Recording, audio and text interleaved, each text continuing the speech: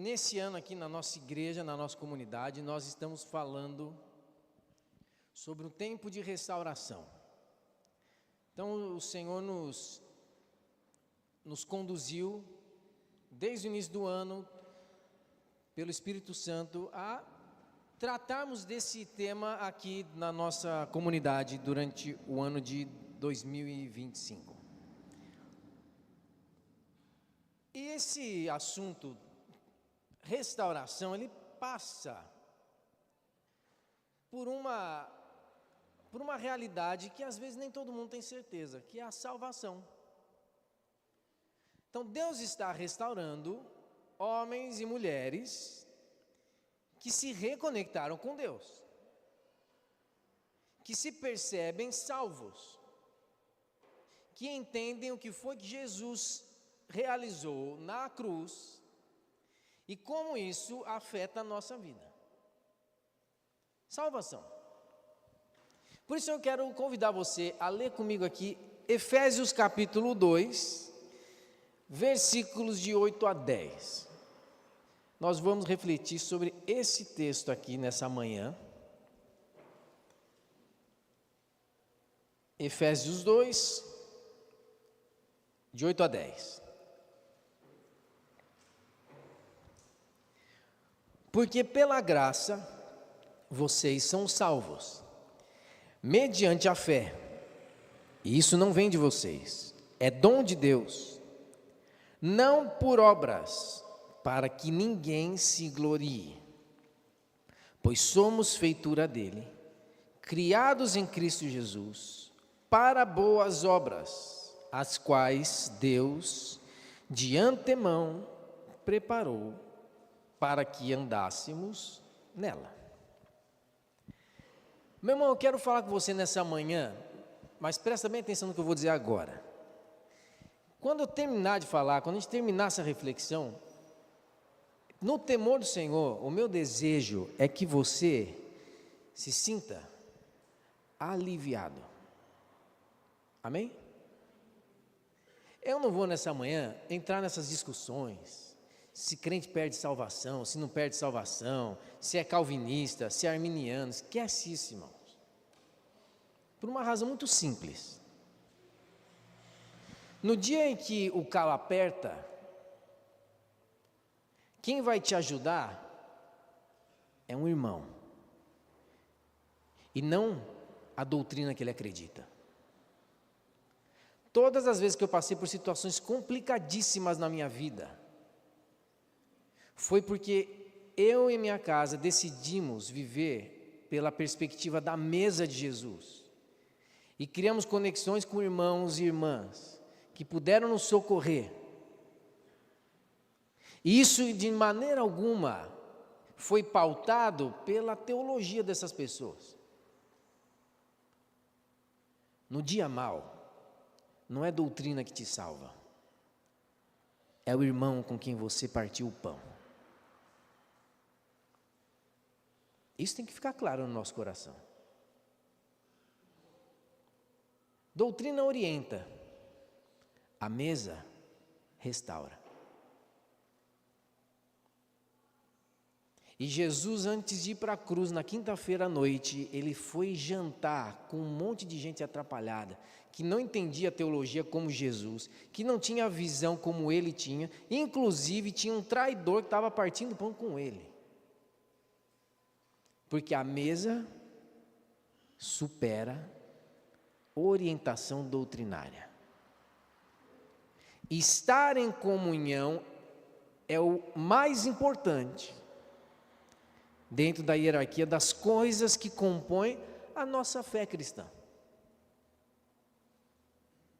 Por isso nossa conversa aqui é uma conversa que não tem cunho doutrinário, mas é para o Espírito Santo fazer você sair por aquela porta daqui a pouco, sem ansiedade. Porque eu sei que é bem provável que alguém esteja aqui ou esteja assistindo a gente, ansioso, mas aquela ansiedade de um medo, que é um medo que vem daquela incerteza que você tem se você está agradando a Deus ou não. É ou não é?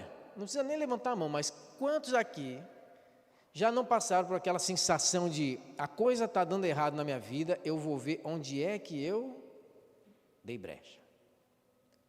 Porque a gente tem essa mentalidade de causa e efeito. Mas eu quero começar fazendo uma pergunta. Se Jesus voltar agora, você acha que você está salvo ou não? Você vai para o céu ou não? Não precisa responder. Responde para você mesmo. Tem 3 respostas possíveis para essa pergunta. Se Jesus voltar agora, você vai para o céu ou não? Ou você vai responder sim, ou você vai responder não, ou você vai responder não tenho certeza. As respostas vão vir dependendo da referência que você usa. E é aqui que começa a nossa conversa nessa manhã. Porque eu posso dizer, eu tenho certeza que eu sou salvo. E essa certeza pode vir de 2 lugares. Ou ela vem da fé que eu tenho de que Jesus fez todo o necessário para eu ser salvo, ou ela vem da ideia de que eu preciso fazer por merecer ir para o céu. Então, ou está na conta de Jesus ou está na minha conta. Tanto faz a resposta. Se você acha que vai para o céu, se você acha que não vai para o céu, se você não tem certeza, a questão não é você responder sim, não ou não tenho certeza. A questão nessa manhã é você entender onde está a referência para essa sua resposta. Paulo aqui em Efésios, ele já respondeu isso. O meu convite a você é para a gente olhar para a Bíblia. Mas tem 3 coisas aqui que entra o problema, irmãos. O nosso olhar para a Bíblia, ele também vai determinar a forma como a gente vai interpretar o que está no texto bíblico, certo? Qualquer um pode usar a Bíblia, é ou não é, irmãos? Qualquer um pode usar a Bíblia? Jesus, quando foi tentado pelo diabo, o diabo usou o quê? O Alcorão? Um livro de satanismo? O que o diabo usou para tentar Jesus? A Bíblia, ou seja, a letra pela letra, por isso que a palavra vai dizer que a letra mata, o Espírito vivifica, porque a letra pela letra, um diabo pode usar. Um versículo bíblico pode ser usado na boca de um Satanás, se ele quiser extrair o que Deus disse, sem necessariamente traduzir o que Deus falou. Então a gente pode olhar para a Bíblia de 3 formas. Na verdade, tudo na sua vida, tudo, qualquer ser humano, ele vai fazer tudo que ele vai fazer a partir de 3 perspectivas. Ou pelo medo, ou pelo interesse, ou pela regeneração. E aqui a gente está entrando na área exclusiva de quem é convertido. Quem é convertido é regenerado. Então você convertido, você tem tudo na sua vida, você pensando nisso ou não, tudo na sua vida, tudo que você faz, como você reage, o que você planeja, ou você está movido por medo, ou você está movido por interesse, ou você está movido por uma regeneração do Espírito Santo na sua vida. O medo e o interesse faz parte de uma característica humana e carnal. Só a regeneração é um milagre que vem do céu. Agora, se tudo que eu faço na minha fé é movido por medo, eu estou sempre com medo do quê? De desapontar Deus e isso se transformar em punição. O cristão que vive pelo medo é alguém que está sempre lendo a Bíblia, pensando a sua fé, a partir da fragilidade de um Deus que é muito sensível. E que se eu desapontar ele está pronto para mirar o laser celestial e acabar com a minha raça. Tem muito crente convertido que ama a Deus, mas não consegue deixar de ter medo de Deus. Se você não age por medo, você age por interesse. Aí é a pessoa que vai olhar para Deus e olhar para o texto bíblico como se Deus fosse o gênio da lâmpada do Aladim. Então tudo que eu faço na minha fé e na minha espiritualidade é para tentar convencer Deus de que eu faço por merecer todas as bênçãos que Ele tem lá guardadinha e que Ele está pronto para despejar, desde que eu consiga muitos créditos espirituais, cantando bastante, orando muito alto, lendo 70 capítulos da Bíblia por dia. Quanto mais crédito eu acumulo com Deus, mais eu consigo mover Deus a liberar as bênçãos dele para mim. Essa é uma outra forma de você interpretar a vida e a Bíblia. Agora, a terceira forma, que é a única que vem de Deus, é uma forma regenerada. O que é ser regenerado por Deus? Eu vou resumir isso de uma maneira muito simples de você lembrar. Você não vai pensar a sua fé com medo, nem por interesse. Você vai pensar como alguém regenerado. E uma pessoa regenerada por Deus é alguém que agora descobriu que Deus é um Pai. Simples assim. Porque em saber que Deus é meu Pai, e quem contou isso para a gente, irmãos? Jesus. Mateus capítulo 6. Então vocês vão orar assim: Pai nosso. Irmãos, isso é transformador. O início do Pai Nosso é Jesus causando uma reviravolta no universo. Porque nenhuma religião até então ia apontar para Deus como um pai. Qualquer divindade, seja para os judeus, seja para um pagão, para um grego, para um romano, qualquer um vai olhar para Deus, e até os dias de hoje, um espírita do candomblé, de onde for, ele vai sempre olhar para a divindade como um ser com um poder acima do dele e que precisa ser acessado de acordo com alguns comportamentos religiosos para ele me beneficiar. Isso não é um pai, irmãos. Ou você que é pai e mãe, só dá de comer para o seu filho se ele tira 10 em matemática na escola. Ou você só garante que seu filho vai ter o que comer na mesa, dependendo do comportamento dele. Algum pai faz isso aqui, irmãos? Então pronto.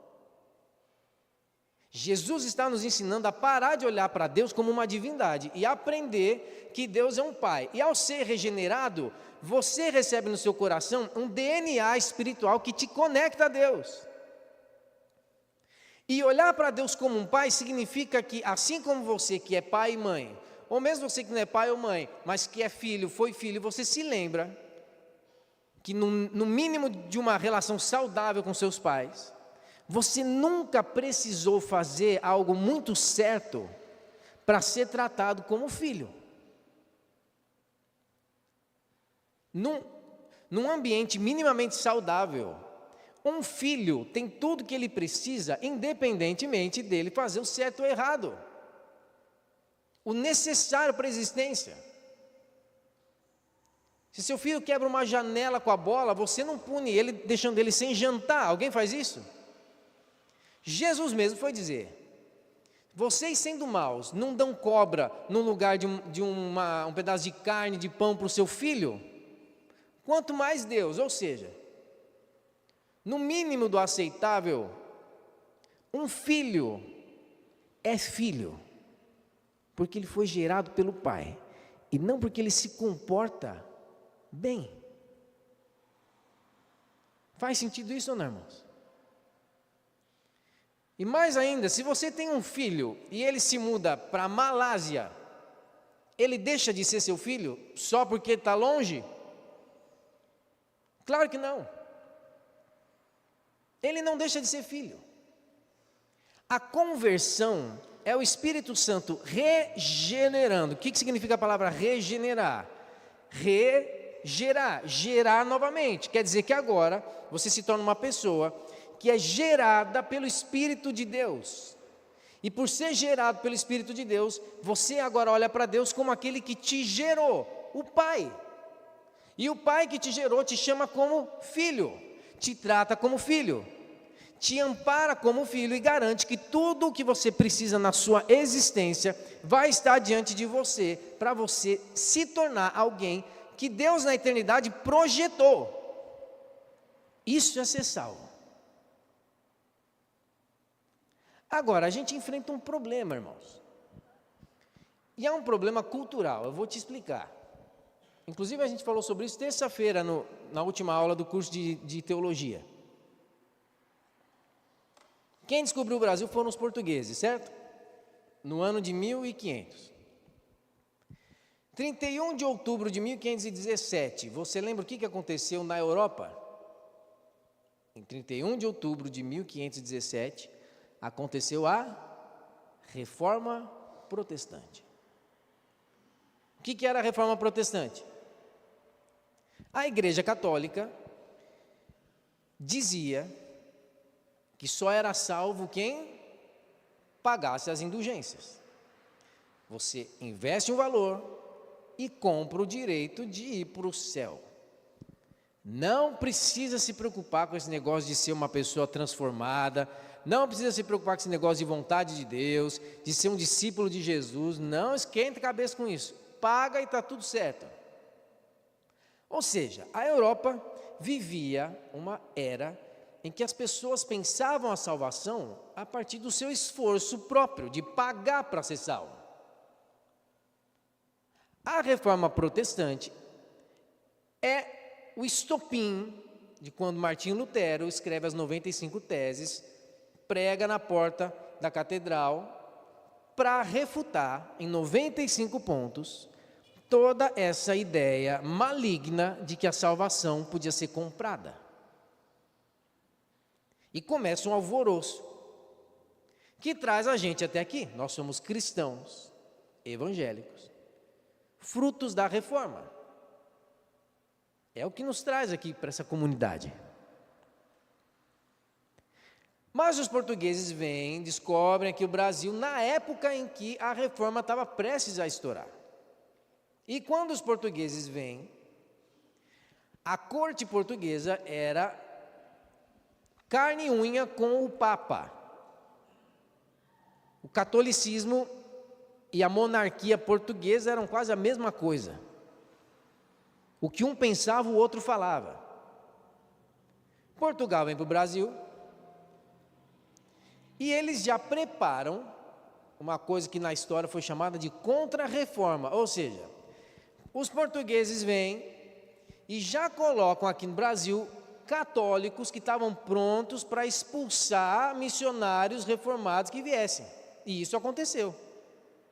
Missionários franceses vieram, foram expulsos pelos jesuítas, por um monte de contra-reformados católicos aqui no Brasil. Ou seja, a reforma protestante foi fazer algum barulho no Brasil não faz nem 200 anos. E nós temos 500 de idade. Ou seja, irmãos, você e eu carregamos culturalmente uma ideia católica, no sentido da necessidade de você investir para ser salvo. Está entendendo isso ou não? Essa é uma cultura intrínseca, ou seja, não é uma coisa que você para pensar, é algo que compõe a nossa cultura brasileira. Porque por muitos anos e séculos, os portugueses impediram que a reforma protestante entrasse aqui. E aí você junta toda a noção mística indígena com a necessidade das indulgências católicas, a gente tem uma mistureba de coisas que nos fazem, mesmo depois de convertidos, ter a sensação de que ser salvo depende de mim. Eu ainda fico com aquela pulga atrás da orelha mas será que não tem nada que eu preciso fazer para ajudar Deus, para eu garantir o meu lugar no céu? Essa é uma herança, irmãos. Agora, deixa eu te dizer uma coisa importantíssima antes da gente ir para o texto e finalizar. Tudo isso que eu estou falando é para te preparar para olhar para Efésios 2 que a gente leu. O diabo, ele quer que você se convença, presta muita atenção no que eu vou te dizer, irmãos, porque às vezes a gente tem aquela ideia do Satanás, que vai aparecer para você, implorando para você adorar a ele. Não, irmãos, o diabo é bem mais esperto do que a gente às vezes acha. A melhor maneira do diabo destruir a sua vida é fazer você entender tudo errado, achando que está entendendo certo, a sua experiência com Deus. O diabo quer te convencer de que a vida, presta atenção nisso, irmãos, o diabo quer te convencer de que a sua vida depende do certo e do errado que você faz. Esse é o empenho do diabo, fazer você se tornar uma pessoa que tem certeza de que tudo na sua vida vai depender do certo ou do errado que você faz. Porque se eu acho que a vida depende do que eu vou fazer, seja certo ou seja errado, eu deixo de ser alguém que tem esperança na vida e passo a ser alguém que vive só por expectativa. Porque se eu penso que a vida depende do certo e errado, eu sempre estou na expectativa de fazer o certo para merecer receber alguma coisa. Qual que é o problema? O problema é que quando você enfrenta uma necessidade, se você acha que a sua vida depende do certo e do errado que você faz, você fez de tudo certo para nada sair do controle da sua vida. Mesmo assim, alguma coisa aconteceu de ruim. O que acontece nessa hora? Quando vem a crise ou a necessidade, se você é uma pessoa que pensa sempre no certo ou no errado que está fazendo, se você não tem certeza da sua identidade em Deus, a sua necessidade se torna uma crise. Se você enfrenta uma necessidade e acha que tudo na sua vida dependeu do certo e do errado, mesmo você tendo tentado fazer tudo certo, apareceu uma necessidade, acabou, virou uma crise. Virou uma crise. Porque o seu certo não deu conta de garantir que o ruim não ia chegar. E eu não preciso dizer para ninguém aqui que é adulto, que o dia mau chega para todo mundo. Chega ou não chega? A Bíblia não escondeu isso de ninguém. Faça tudo certíssimo, irmão, não interessa, o dia mau chega. Porque a vida não é baseada no certo e no errado que a gente é capaz de fazer. Porque se eu não tenho uma identidade colocada em Deus, eu acho que a vida sempre vai depender do esforço que eu faço. Eu coloco a expectativa no meu esforço próprio. Eu coloco a expectativa no quão bom eu acho que eu consigo ser. E aí os planos que eu faço, as pessoas em quem eu confio, não correspondem à minha expectativa e tudo fracassa. E aí o que acontece? Você se desespera. Tem muita gente desesperada hoje em dia, irmãos, porque apostou tudo no certo que pensou que era capaz de fazer. Apostou tudo na sua capacidade de fazer uma leitura das pessoas e apostar em gente que ele acha que ia corresponder. E quando a coisa não corresponde ao que ele pensou, o desespero vem. E é isso que o diabo quer que você pense, que a sua vida depende do certo e do errado que você faz. Agora, quando a gente tem uma identidade construída em Deus, quando eu sei que a minha vida não depende do meu certo e do meu errado, mas ela está totalmente guardada naquilo que Deus colocou em mim, eu agora entendo que a minha vida corresponde a um propósito que foi estabelecido na eternidade por Deus. E o certo e o errado na minha vida são apenas mecanismos que Deus vai utilizar para não permitir que eu me desvie da rota que vai me levar até o meu propósito. O certo e o errado não são casualidades, não são o efeito de algo que eu plantei. Se você faz algo ruim, a consequência ruim daquilo é o óbvio. Se você planta uma semente ruim, você vai colher algo que aquela semente é capaz de dar. Mas isso não significa que a obra de Deus na sua vida está comprometida, meu irmão. São coisas diferentes. Ser salvo é você entrar em um processo de aprimoramento até o dia que você vai morrer ou Jesus vai voltar. E nesse processo de aprimoramento, você ainda não é uma pessoa perfeita. Você ainda vai enfrentar momentos em que a coisa vai desandar, e nisso você vai conhecer o amor de Deus numa profundidade que você jamais ia descobrir se a roda estivesse girando perfeitamente. Você não conhece o carinho e o amor dos amigos que você tem se você não enfrenta uma situação em que tudo que você vai precisar é do amparo de um amigo. Os dias maus nos ajudam a entender a profundidade, a dimensão do amor de Deus, por uma perspectiva que você jamais ia conhecer se tudo estivesse dando certo. E aí a gente olha para Efésios 2, de 8 a 10.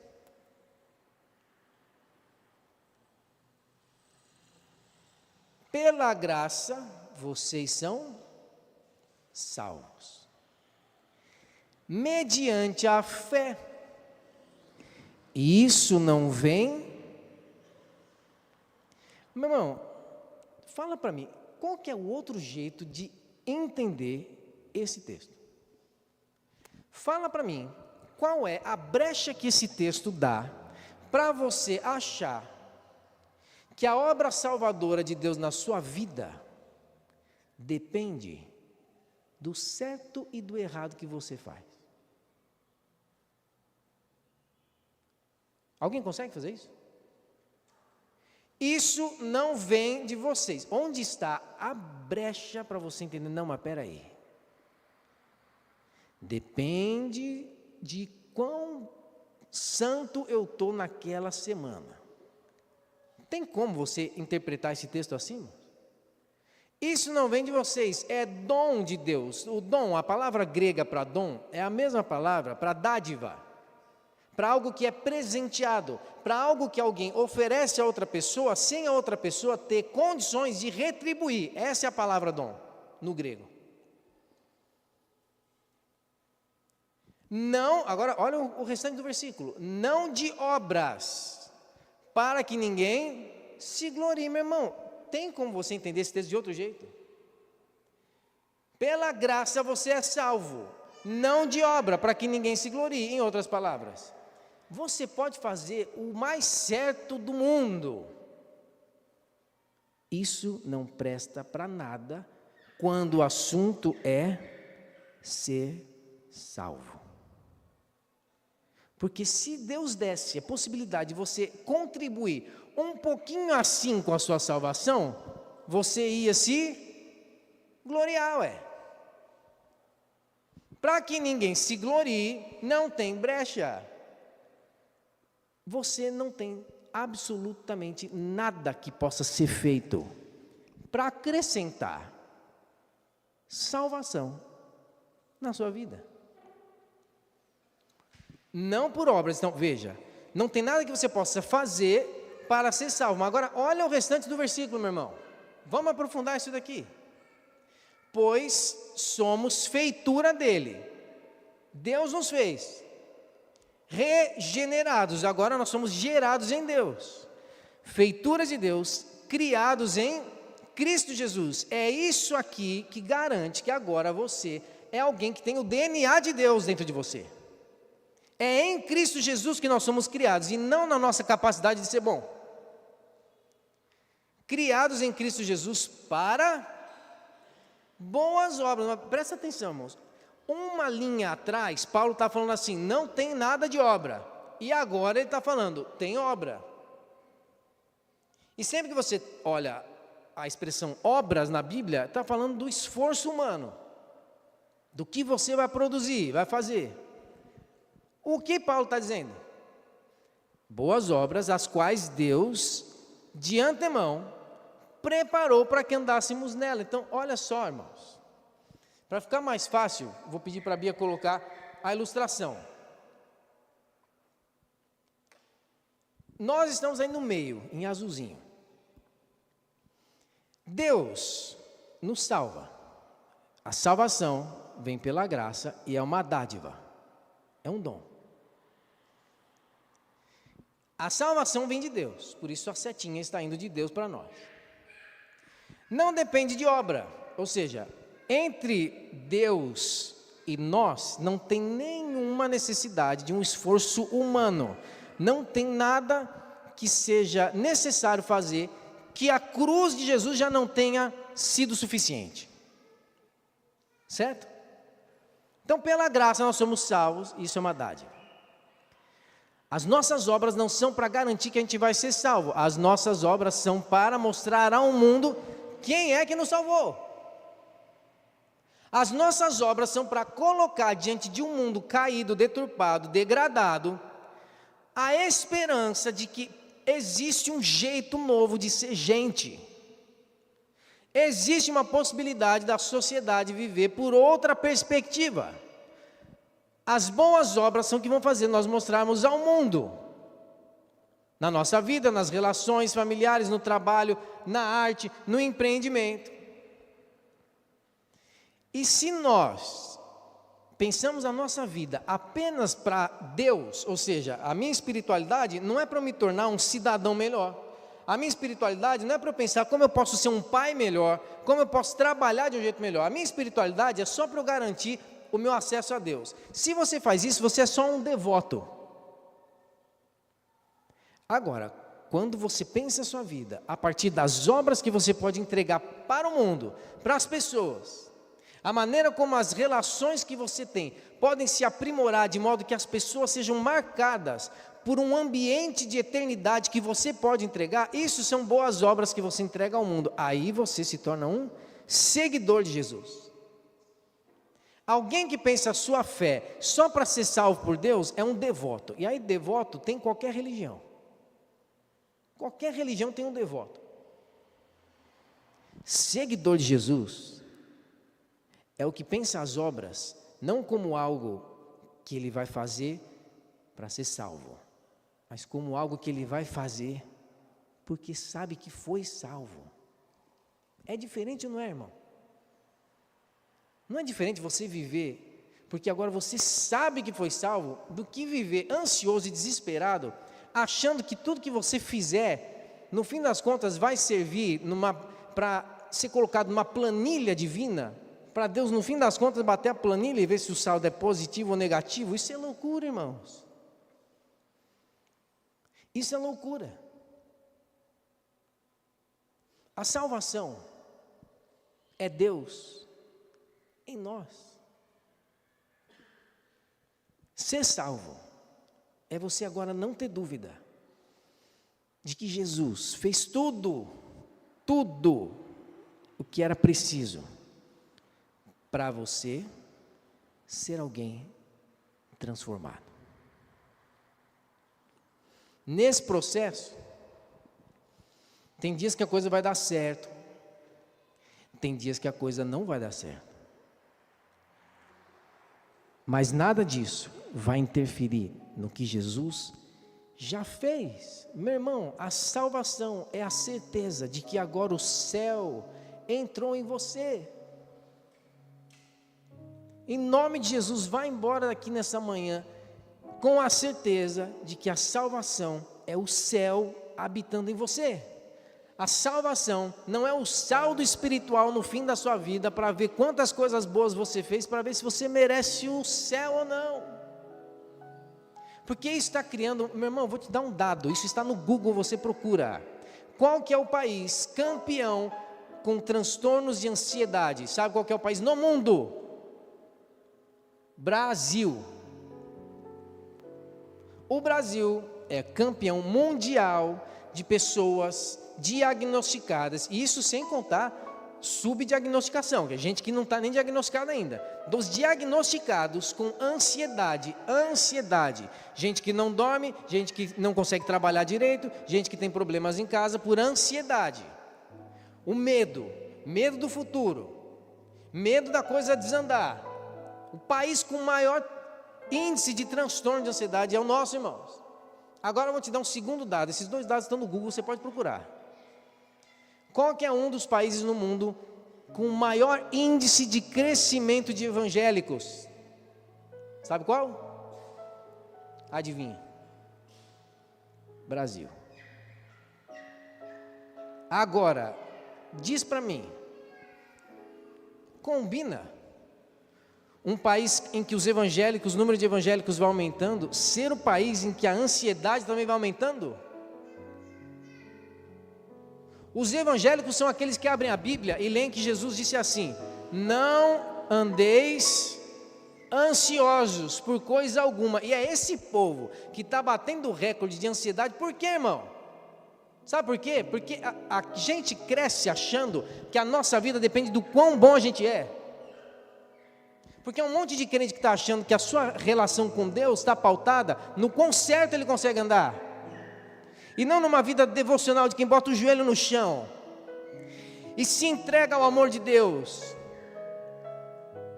e para perceber a profundidade desse amor que transforma, que restaura, que regenera, e ser uma pessoa transformada, e não um ansioso, maluco, achando que o que ele faz ou deixa de fazer vai mover Deus, porque pela graça somos salvos. Isso não vem de nós, meu irmão. Esse texto tem que ficar impregnado no seu coração, porque aí o certo que você vai fazendo na sua vida não é mais por medo, é por amor. Esse Deus fez tudo isso daqui por mim, eu não vou viver uma vida baseada na minha vontade, eu vou entender o que Ele quer de mim. Pronto, acabou. Cria seus filhos assim, meu irmão. Lá em casa, as nossas conversas com Pedro, quando ele faz alguma coisa que não devia, nunca é: Pedro, não faz isso, senão você não vai para o céu. Isso nunca aconteceu na nossa casa. Todas as nossas conversas, minha e da Dani com Pedro, é: Pedro, você já é um filho de Deus, agora pensa se um filho de Deus vai fazer isso ou não. Pense a vida a partir de quem você já é, e não seja um ansioso achando que vai precisar fazer para ser. Porque chega na vida adulta, os nossos filhos estão cansados dessa ladainha, de ter que ser bom o suficiente para um Deus que ele nem vê.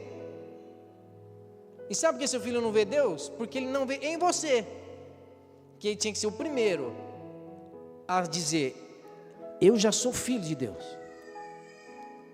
O que eu faço na minha vida é a partir de quem eu sou, eu não estou tentando ser nada, eu já sou. O certo que eu faço é pela graça dele, e o errado que eu fiz está na conta da cruz. Eu vou viver esse amor e ser transformado, não vou viver a vida de qualquer jeito. Isso transforma a vida das pessoas, isso transforma famílias, meu irmão. Isso transforma. Porque, meu irmão, é isso que precisa mexer com a gente. Não é aquela história: sou salvo, nunca vou perder a salvação, então vou viver a vida do jeito que eu quiser. Quem pensa isso não foi salvo, porque uma pessoa salva vive a vida a partir do amor de Deus, vive uma vida de devoção, não para ser salvo, mas porque já é salvo, porque o coração dele já está impregnado pelas realidades eternas. Porque senão, irmãos, senão a salvação vira um negócio assim: eu vou perder a salvação. Mas que hora que eu perco a salvação? Falei uma mentira. Então falei a mentira, aí eu tenho 6 segundos para falar: me perdoa, Jesus. Aí falei me perdoa, Jesus, a salvação voltou. Menti de novo, a salvação saiu. 5 segundos depois, falei: me perdoa, Jesus, a salvação. Meu irmão, desculpa, mas aí isso não é salvação, isso é uma gincana de mau gosto. Isso aí é daquele seriado Round 6, do Batatinha Frita, 1, 2, 3. Quem viu isso daí? Não, tá, eu estou aqui, aí Deus vira do nada, se você tivesse pecado 10 segundos depois, você ia para o céu. Você mentiu 10 segundos antes, sinto muito. Não, irmãos, interpreta isso olhando para o texto de Efésios e para a Bíblia. Tem condições? Não tem condições. E a gente não está aqui falando de doutrina, não quero mexer, se você acredita que perde, não perde, eu não estou falando disso. O que eu estou falando é, a sua família não precisa que você seja um ansioso com medo de Deus. É disso que eu estou falando. Sua esposa não precisa de um marido ansioso com medo de Deus. Seu esposo não precisa de uma mulher ansiosa com medo de Deus. Nem seus filhos, nem você mesmo. Nem você mesmo.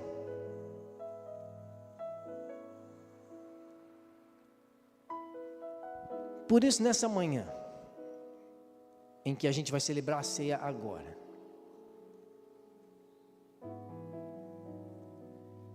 se alguém aqui não tem certeza, ou nunca aceitou Jesus, talvez você tenha uma chance hoje. Mas se você já aceitou Jesus, é até batizado, se você ainda tem medo, talvez você apenas não entendeu que você pode viver a sua fé como alguém regenerado, não como alguém com medo, e nem como alguém que tem interesse. Um regenerado é o que olha para Deus e vê que, apesar dele ser Deus, ele decidiu se apresentar como Pai, para te chamar de filho e de filha, para transformar sua vida do início ao fim. E assim, tudo que você fizer vão ser obras para marcar a vida das pessoas, e não obras para conquistar uma cadeira no céu. Porque se você crê em Jesus, o seu lugar no céu é uma realidade.